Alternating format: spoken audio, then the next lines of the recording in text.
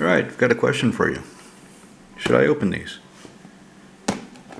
Modern Horizons 2 Draft Boosters. The reason I'm asking the question is I kind of want to open some packs, and this is the only set I have with any real value of any interest to open. One of the reasons I'm thinking about opening it is, so I think I'm in these for 150 euros per box. I'm not positive. I've asked for verification from the guy I bought them from, but I think I would only have to get 150 euros of value out of each box in order to break even. Given that there's two boxes amortized over both of them, that increases my chances of hitting that combined 300 euro value. Probably won't. There's a lot of junk in the set, a lot of things that just aren't popular anymore. Which leads me to another reason I'm asking the question. I'm thinking about opening them. Modern Horizons 3 hits in June this year. Right now it is late March 2024. And once Modern Horizons 3 hits, nobody's going to care about Modern Horizons 2 anymore. There's just not going to be... They're going to make sure that modern players need to get Modern Horizons 3 in order to remain relevant in tournaments, in order to be competitive. So Modern Horizons 2, except for the fetch lands. Fetches are fetches, but eventually they'll reprint the enemy colored fetches in the next Modern Horizons set. It's kind of a given. And these aren't the only boxes I own. As you can see, I have 2 boxes of Amonkhet, which have no real value other than the I don't even know what they called it, the Egyptian foil. I don't remember, Invocation. Yeah, the Invocation foil. So that is the only real valuable part of this set. He's just whining because the door is closed. He just, it's a cat, he does that, never mind. And one of the reasons I bought draft boxes is my idea was I would buy some sealed boxes. These aren't the only ones I have. I've got a dozen more draft boxes downstairs.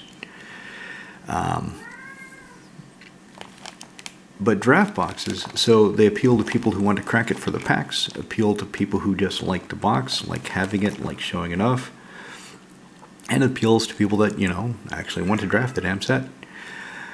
And my thinking was, when I do go to sell these, that it will open up the pool of buyers to all three: crack packers, people that just want the box, and drafters.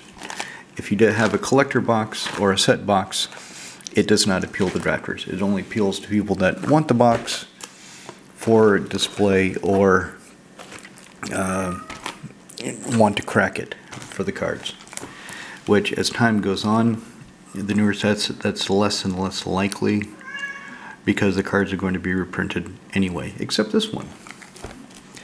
So this one, I thought was a good gamble, a good buy, because not only will it appeal to people that want the box, crack packers and drafters, it will appeal to people that want a specific Lord of the Rings experience. We really don't know what Wizards' agreement is with Middle-earth Enterprises, the corporation that has the Lord of the Rings property, the master company. We don't know if they're going to be able to reprint or print new Lord of the Rings cards. We don't know when that agreement ends. We don't know what the term is. We don't know if it's going to be renewed.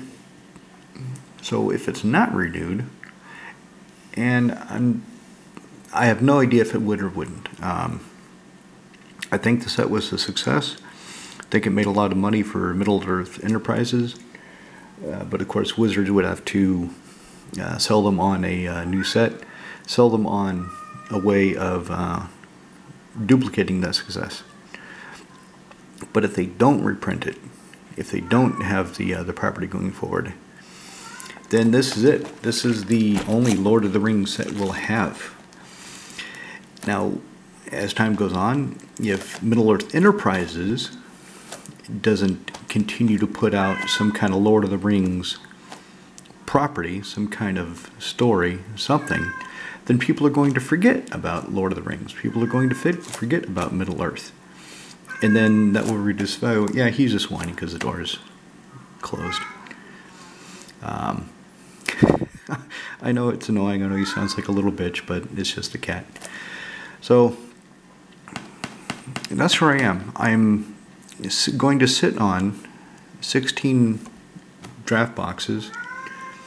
And as anybody who's watched Rudy's video, Anger Collections, Moxman, sets, boxes are kind of dead. Box collecting is kind of dead right now.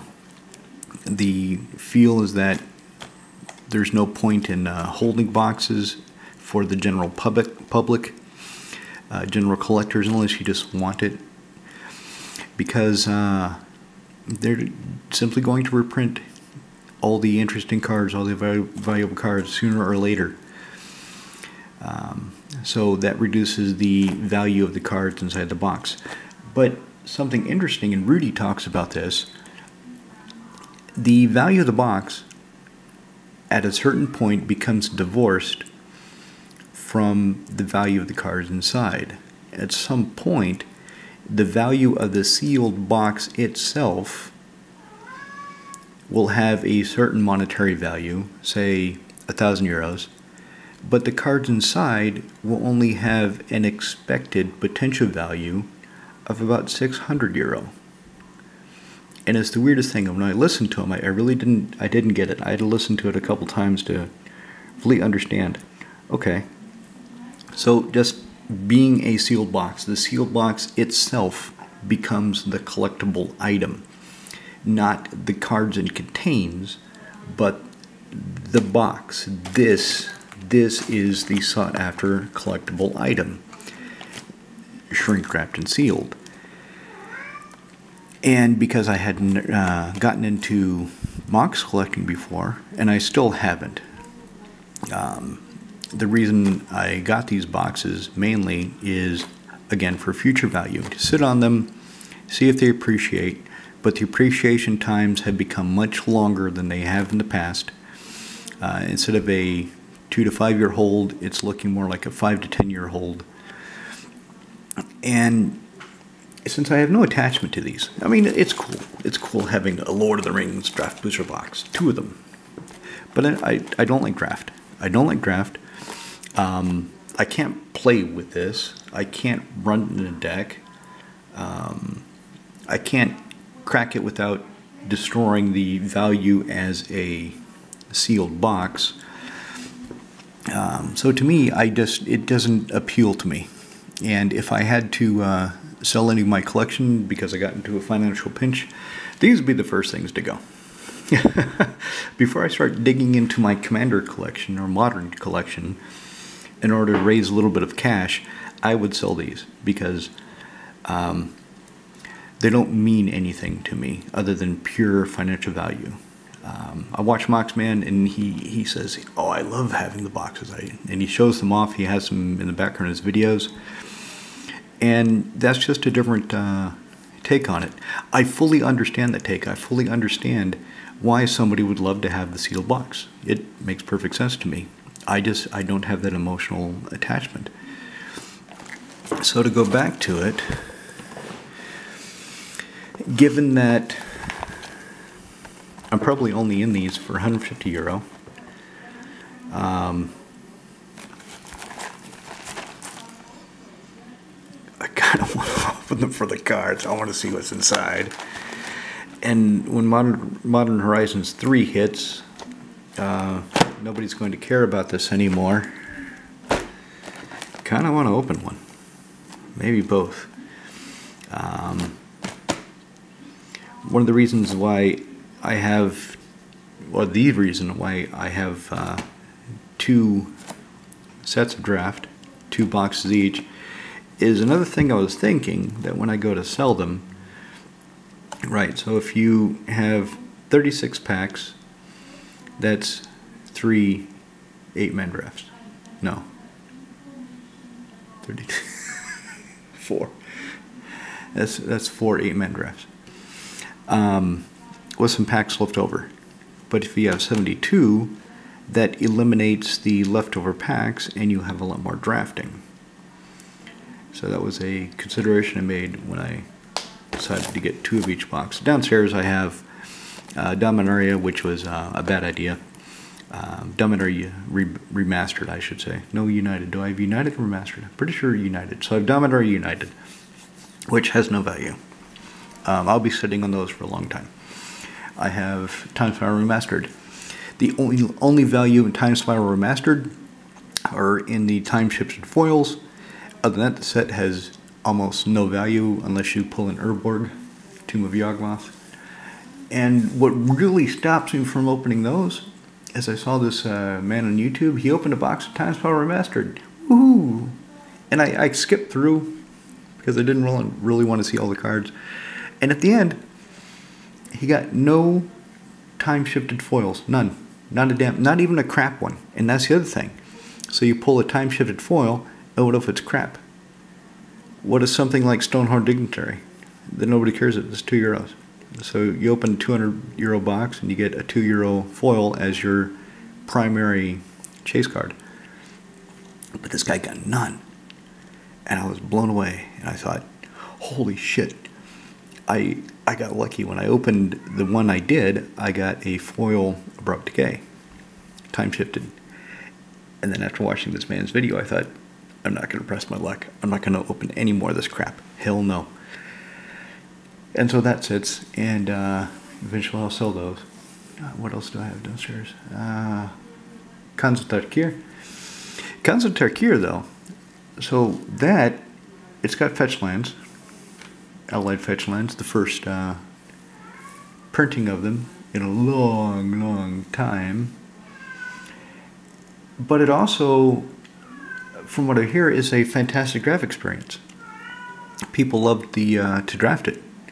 So if people still have that fond memories of drafting Khans of Tarkir in a few years when it's profitable, when a good time to sell it arrives, then I expect I'll have a fairly easy time selling those.